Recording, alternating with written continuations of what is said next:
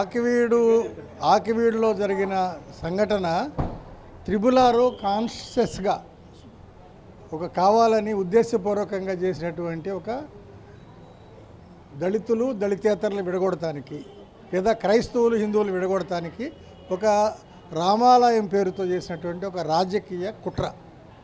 ఈ కుట్ర ఫలితంగా 41 మంది ఈ రోజున సెంట్రల్ జైలు 21 మంది, ఏలూరు సబ్ జైల్లో 10 మంది, భీమవరం సబ్ జైల్లో 10 మంది ఉన్నారు. 41 మంది ఉన్నారు. 57 మంది మీకు కేసులు ఉన్నాయి. మిగతా వారి కోసం పోలీసులు గాలిస్తూ ఉన్నారు. ఆయన మీద దాడి జరిగితే ఇంతమంది దాడి చేస్తే మరి ఆయనకి ఎందుకు గాయాలు జరగలేదు? ఆయన మీద ఏం గాయాలు ఏం జరగలేదే, దాడి చేస్తే దాడి లేదే. ఆయన రెచ్చగొట్టి వెళ్ళిపోయిన తర్వాత బయట నుంచి వచ్చిన వాళ్ళు దళితులపైన దాడి చేస్తుంటప్పుడు వాళ్ళు ఎదురు తిరిగితే ఆ ఘర్షణలో జరిగినటువంటి దెబ్బలు రెండు వైపులు జరిగితే ఒకవైపునే మెడికల్ అసిస్టెంట్స్ కానీ పోలీస్ కేసు కానీ జరిగింది. దీన్ని పక్కన పెట్టి బయట ప్రపంచానికి దుర్మార్గమైన ప్రచారం చేస్తూ దళితులు దాడి చేసే చరిత్ర నాకైతే తెలియదు. నేను 40 ఏళ్ళుగా దళిత ఉద్యమంలో పనిచేస్తూ ఉన్నా. దళితులు తిరగబడి కొట్టిన సంఘటన నాకైతే లేదు, ఎక్కడా లేదు, ఇంతవరకు రికార్డు లేదు. ఇట్లాంటి సందర్భం ఈ సందర్భం నాకు మొదటిసారి దళితులు ఒక ఎమ్మెల్యే గారి మీద, ఒక డిప్యూటీ స్పీకర్ మీద, మాజీ ఎంపీ మీద, ఒక ఆధిపత్య కులానికి భావజాలానికి ఈరోజు పెద్ద ప్రాతినిధ్యం వహిస్తున్నటువంటి ఆయన మీద దాడి చేసి దళితులు అట్లా ఉన్నారంటే నేనైతే నమ్మలేకపోతాను. ఇది నా అనుభవంలో ఎక్కడ లేదు. ఇది ఒక కట్టుగాథ, ఒక కుట్రపూరితమైన రాజకీయ క్రీడ. ఈ క్రీడలో దళితులను బలి తీసుకున్నారు. అందులో చదువుకున్న 10th క్లాస్ ఎగ్జామ్ రాసే పిల్లల్ని వాళ్ళు ఈ జైలుకి వెళ్ళిన వాళ్ళు ఉన్నారు, కూలికి వెళ్ళే మహిళలు ఉన్నారు. ఆ పేట అంతా కూలికి వెళ్ళే పేట, అది కూలికి వెళ్ళేవాళ్ళు మధ్యతరగతి వాళ్ళు లేకపోతే అర్బనైజ్డ్ యువకులు కాదాళ్ళు. చాలా గ్రామీణ ప్రాంతాల్లో నార్మల్గా కూలికి వెళ్ళి పనులు చేసుకునేటువంటి సాధారణ దళితులు వాళ్ళు ఎమ్మెల్యే గారి మీద, ఎమ్మెల్యే అనుచరుల మీద దాడి చేస్తారని నేనైతే నమ్మట్లేదు. ఇది కాన్షియస్గా కావాలని వాళ్ళని అక్కడ ఒక వాతావరణాన్ని విద్వేషాలను రెచ్చగొట్టి చేసిన దాడి ఇది. ఈ దాడిలో ప్రధాన ముద్దాయి రఘురామకృష్ణరాజు. ఆయన రాజ్యాంగబద్ధమైన పదవిలో ఉన్నాడు. ఆయన ఆ పదవి నుంచి తొలగించాలి. డిప్యూటీ స్పీకర్గా ఉండే అర్హత ఆయనకి లేదు. ఒక సాధారణ వీధి స్థాయిలో ఒక మతోన్మాదులు చేసేటువంటి చర్యలాగా ఉందా అని చర్య అంతా కూడా అది పద్ధతి కాదు. అందుకని ఆయన డిప్యూటీ స్పీకర్ స్థానం నుంచి తక్షణం తొలగించాలని దళిత సంఘాల ప్రతినిధికి నేను డిమాండ్ చేస్తూ ఉన్నాను. అంతేకాకుండా అక్కడ అసలు ఏం జరిగిందని దానికి ఒక న్యాయ విచారణ చేయొచ్చు కదా ప్రభుత్వం. ఎమ్మెల్యే ముఖ్యమంత్రి స్థాయిలో, డిప్యూటీ ముఖ్యమంత్రి స్థాయిలో వాళ్ళు రిపోర్టు ఎట్లా చెబుతారు?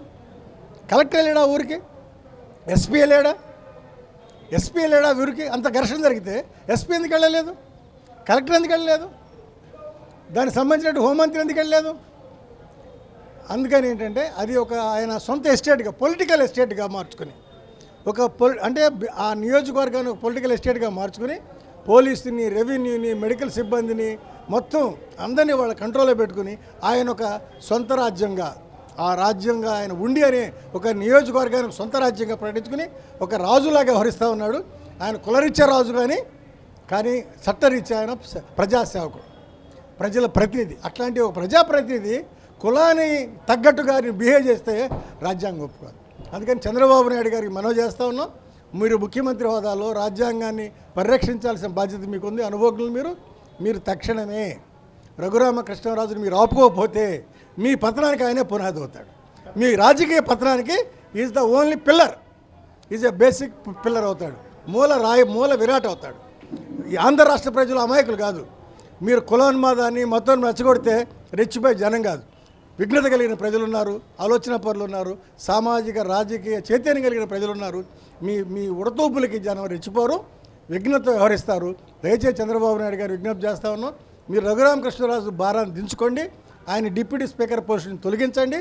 మీరు కనుక ఆయన తొలగించకపోతే రాజ్యాంగ నిర్మాత డాక్టర్ బిఆర్ అంబేద్కర్ జయంతి రేపు 14వ తారీఖున వస్తూ ఉంది. ఆ 14వ తారీఖు లోపు మీరు ఆయన మీద చర్య తీసుకోకపోతే అంబేద్కర్ విగ్రహాల దగ్గర ప్రభుత్వ కార్యక్రమాలని దళిత సంఘాలు అడ్డుకోవాలని, తమ ఆగ్రహాన్ని, నిరసన తెలియజేయాలని నేను ఇన్ని సంవత్సరాలు దళిత ఉద్యమం ప్రతినిధిగా ఉండి పనిచేస్తున్నా నేను విజ్ఞప్తి చేస్తా ఉన్నాను. సార్ క్రైస్తవులు ఎంతమంది ఉన్నారండి భారతదేశంలో? 1% ఉన్నారు. 1% క్రైస్తవులు ఉన్నారు. దళితులు 20% మంది ఉన్నారు. అంటే పెద్దపేటలో ఉండే వాళ్ళంతా క్రైస్తవులేనండి. ఇప్పుడు మా మీటింగ్ వచ్చిన వెంకటేశ్వరులు ఉన్నాడు, ఆయన క్రైస్తవుడేనా? నా పేరు వినయ్ కుమార్, నేను క్రైస్తవుడేనా? పేరును బట్టో మతాన్ని చేయరు కాదు. క్రైస్తవులు ఈ రోజున ఇద్దరు ఉన్నారు. దళిత క్రైస్తవులు, అగ్రకుల క్రైస్తవులు ఇద్దరున్నారండి. అగ్రకుల క్రైస్తవులు ఊర్లో ఉంటారు, దళిత క్రైస్తవులు దళితపేటలో ఉంటారు. క్రైస్తవులు అనేవాళ్ళు ఒక చోట ఉండాలిగా, మరి ఒక కమ్యూనిటీ కాదు వాళ్ళు. మరి ఎందుకని ఉండలేకపోతున్నారు? అందుకని ఏంటంటే క్రైస్తవులు అనేవాళ్ళు ఒక కమ్యూనిటీ. కానీ భారతదేశం కులం ఉన్నది. కులం పేరుతోనే మతమైన నివాస ప్రాంతాలైన నిర్ణయిస్తారు. వాళ్ళకి ఇక్కడ విజయవాడ నగరంలో, మహానగరంలో నాకు తెలిసిన వాళ్ళు, చదువుకున్న వాళ్ళు, ఉన్నత ఉద్యోగాలు చేసే వాళ్ళకి మీరు దళితులైతే, మాలామాదిగలైతే మీకు ఇల్లు అని ఓపెన్గా చెబుతూ ఉన్నారు.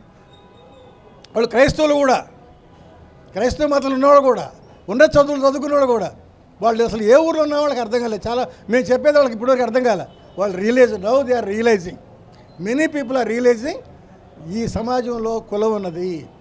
భారతదేశంలో కులం ఉన్నది. క్రైస్తవ మతంలో సమానత్వం ఉండొచ్చు, కానీ భారతదేశంలో సమానత్వం లేదు. కులతత్వమే ఉంటుంది. ఏ మతంలో అయినా కులతత్వం ఉంటుంది. కులతత్వం అనేది భారతదేశం యొక్క DNA. మీరు ఇంటర్ప్రిటేషన్ చేయొద్దు.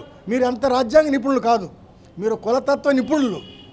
మీరు రాజ్యాంగ నిర్మాత యొక్క ఆశయాలను కానీ రాజ్యాంగ విలువలు కానీ పాటించేవాడు కాదు. మీకు అసలు ఆయన రాజ్యాంగ నిపుణుడైనా, ఆయన చీఫ్ జస్టిస్ అయినా, లాయర్ అయినా, పాలిటీషియన్ అయినా, బ్యూరోక్రాట్ అయినా, మీకు భారతదేశ వాస్తవం తెలియదు.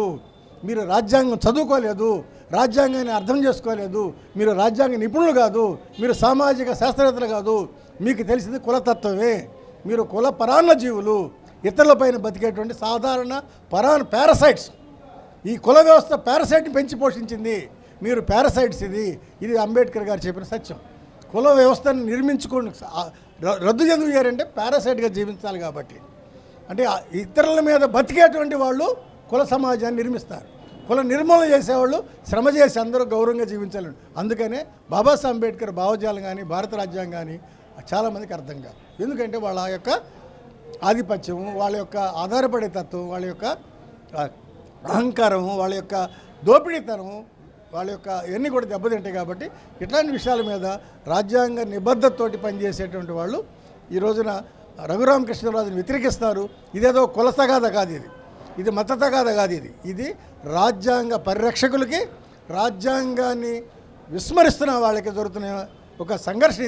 ఆ సంఘర్షణలో రాజ్యాంగ పరిరక్షకులుగా మేము ఆ బాధితుడికి అండగా ఉన్నాం. తక్షణమే చంద్రబాబు నాయుడు గారు స్పందించాలి.